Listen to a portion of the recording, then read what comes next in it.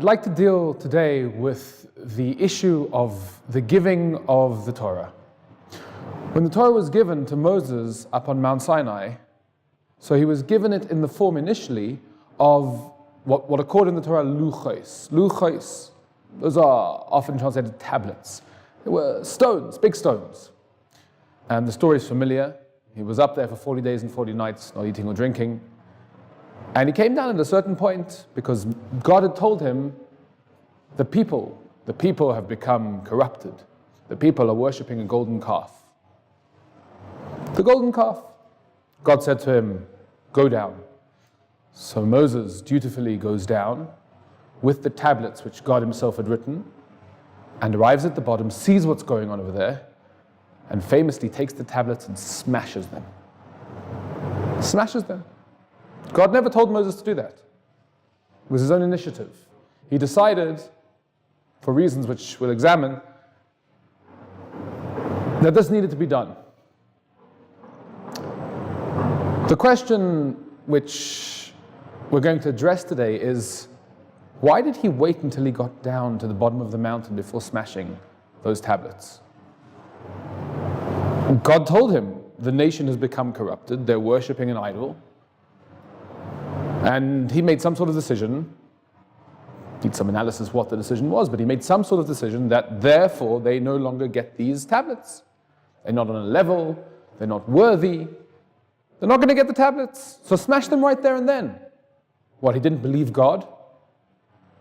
I'm assuming we can all agree that one of the axioms of Judaism is that God knows everything and doesn't lie. Of course, Moses believed him. When God tells you something, it's even better than seeing something. Your eyes can deceive you. God told Moses. Why did he wait until he got to the bottom of the mountain before breaking them? So the truth is, there's a medrash. The medrash says the following. The medrash says that it's true when God told Moses that the nation had become corrupted, that they were busy worshipping a golden calf. Moses knew, he had no doubt. Why did he wait? That was in order to teach us a lesson, so that for many centuries later, millennia, when Jews read the Torah, we would understand something. What would we understand? That when a judge is going to make a decision, he should make every effort to see all the details of the case for himself. Okay, that's the medrash. There's another approach. The other approach, one of the other approaches, is that of the Netziv. The Netziv was a famous head, dean of the yeshiva of Volozhin, by Naftali Tzvi Yehuda Berlin. He says the following. He says that when God created the world, the verse says he saw the light, when he created light, he saw light and he saw that it was good. It says God placed in this concept of light, visibility, something special, something which made it far more real, which made it far more touchable, something which we could assimilate much better. He says, hearing is one thing, even hearing for God. It wasn't that Moses didn't believe. He knew for sure what was going on. But when he went down and he saw it, when he saw what was going on, so that created an emotional response. A response of, you are not worthy of these tablets, smash. Seeing a much higher integration, higher level of integration with the person. We all know this, right? I can describe to you a beautiful view. I can say, well, there are wonderful trees and there's a lake, herds of wildebeest sweeping majestically across the plains. And you can, in your mind's eye, tellingly we use that as a metaphor, you can create a picture for yourself of what's going on. Can we compare that to actually seeing for yourself? Of course not. Truth is, even a picture, even a real picture, right? People take a picture. Today, instead of looking at the view, people are too busy taking pictures to put on Instagram or Twitter or whatever to actually appreciate the view. But even that picture, that's not the view. And we can look at it and we can say, oh yeah, it's nice. But it's not the same as being there, seeing it. So that's what the Netziv says. In a number of places, when the Torah makes reference to this breaking of the tablets, the Torah emphasizes that Moses did it in front of the children of Israel. The words used are le'eineihem, or le'einei kol Yisrael. The last three words of the Torah state that when Moses, the Torah is praising Moses and says he was such, there was no one ever like him before, and will be no one. There was no one ever like Moses, and Moses had a strong hand. So Rashi says there, our sages bring, that means, what was his strong hand? That was that he was able to steel himself to smash those tablets. And it emphasizes le'einei kol Yisrael, the last words of the Torah, in front of everybody. Why in front of everybody? What was the big deal that it should be in front of everybody? So the Sforno was an Italian rabbi of the late 15th century, a genius and a famous commentator. So he posits the following. He says, when God showed Moses, he didn't just tell him what was going on downstairs at the bottom of the mountain. It was a prophecy. Moses saw, for sure, he saw it as if he was seeing it in real life. But he didn't get a feeling of the simcha, of the happiness. He didn't get a feeling of the happiness with which people were doing this act of idol worship. And that was too much. When he came down, he saw what was happening. He saw the happiness that they had. And he saw that for them, they needed to see the tablets being smashed. They needed to have the lesson of, you don't deserve this. If you're going to behave like this, worshipping a crazy thing, a golden calf, you don't deserve to have these objects of such holiness. And he smashed them. A similar vein, Rabbi Meir Simcha from the town of Dvinsk, known as the Or Sameach, suggests the following. It's very similar to the Sforno, but slightly different, subtly different. What is the problem with worshipping an idol? Clearly, it's ascribing qualities, characteristics to an inanimate object which that object doesn't have. It's ascribing kedusha, it's ascribing holiness to something which doesn't have intrinsic holiness. The truth is, we say that only God has intrinsic holiness. Each object contains holiness to the extent that Hashem wills it to be holy. Their mistake, says the Meshech Chochmah, was to say this physical object contains intrinsic holiness.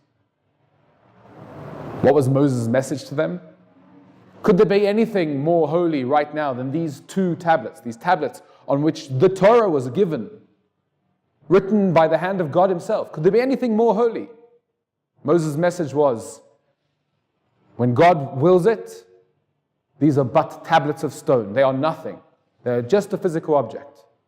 And he smashed them. It's all to do with context. Context is king. Under the right circumstances, the same action could be a great mitzvah, or, under the wrong circumstances, it could be a terrible sin. Think about it for a second. This is, by the way, one of the secrets why the answer to any rabbi's question is almost always, it depends, Rabbi. Why? Because, let's say, playing music. Right? You want to make people happy. Very nice mitzvah. So you take out your guitar, you start strumming. Very nice. Or you put on a CD in MP3, and I'm betraying my age there. And you listen to the music because it makes you happy. Very nice, beautiful mitzvah. What if it happens to be Shabbos? Context is king. Everything is grist for the mill. God doesn't play dirty pool. If God gave us desires, if God gave us wants, if God gave us abilities, he wants us to use them. He wants us to make the best of them. But it's all about the context. This concept in the West is usually associated with Freud. He had a fancy name for it. He called it sublimation. Sublimation. What does that mean? It means I have a desire, I have a want, I have a need, I have a talent. And instead of using it in one area, I use it in another area. The truth is, Freud was Jewish. I don't know how much Talmud, how much Torah he learned. But this concept is all over the Jewish sources. The Gemara says, if a person feels himself attacked by the Yetzer Hara, he feels himself attacked by that lower part of himself that wants to cause him to sin. So what should he do? He should take that energy and focus it into learning, into study. Sadya Gaon, quoted by the Ramban in Nachmanides, says the following. He says, just like God is the only one who can make something out of nothing, what they call creatio ex nihilo, he's the only one who could create the world from nothing. Likewise, he's the only one who could make nothing out of something. There's a law of conservation of material, of emotions too, of everything. You can't make it go away. A person has a desire, a person has a want, a person has an appetite. So you can work on it. But what we do in Judaism is we channel that appetite. We take it and we say, God wants me to use this for a reason. The same Yetzer Hara, the same inclination, that force which pulls us down, is referred to often by our sages as the leaven in the matzah. The leaven in the matzah. What's leaven? Leaven is things like bread, yeah? On Pesach, as you know, we're forbidden from eating bread. Anything which has risen. So if you're referring to something wrong, I mean, they could have chosen an example from anywhere. They could have taken many things which are not allowed. Many bad things. Many temptations. Instead, they chose to refer to that Yetzer Hara as the leaven in the matzah. Leaven, bread. Why? The answer is, there's nothing wrong with bread. Time and place, context, time, place, people. We have to be able to be subtle enough to understand that things depend. It depends, Rabbi. The same Meshech Chochmah, who we mentioned earlier, comments on a verse in the Torah, another verse just before the Jews were taken out of Egypt. The Torah says the Jews were commanded to take an animal, take a sheep, and slaughter it as an offering. And the Torah uses a strange phrase. It says in Hebrew, mishchu ukchu. Mishchu. You could understand that to mean pull and take. So there are many ways to understand why I use those words. You know, just say take the sheep. Slaughter the sheep. What do you mean? Mishchu ukchu. Take it, draw it towards yourself. So the Meshech Chochmah explains, this animal was that which the Egyptians had worshipped. The Egyptians had a cult of worshipping this animal, which is one of the reasons why God ordered that the Jews take this animal and sacrifice it. Mishchu ukchu. Take that very thing, that very instinct, that very desire, which took you to do wrong, which caused you to do wrong, take it, harness it, and use that for the good. Because that's the problem of idol worship. Idol worship is not just taking an object, a piece of wood, and bowing down to it. That's problematic, don't do that either. But idol worship is concretizing the idea in a physical form and ascribing to it godlike characters. That means, that's what the Greeks did, right? They had a god for everything. Art, a god of beauty, a god of war, a god of this, a god of that. Man has a need to concretize things. We have to apply that need. We have to apply it in the right way. We have to take our talents, we have to take our thoughts, our ideas, and steer them and channel them in the correct way.